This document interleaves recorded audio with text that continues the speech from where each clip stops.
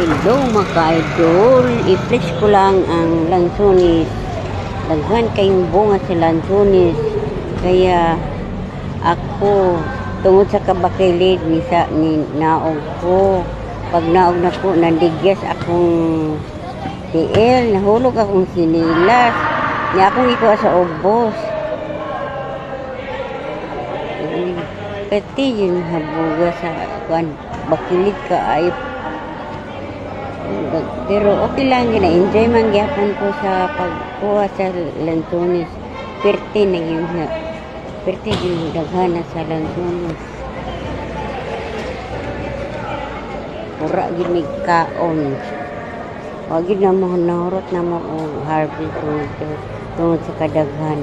Ginagod na mo maabot ang lansones tungod sa kahabog. Wag luag po ni harvest mo lansones. Per kadaghan yun. Gilo kayong kaayo.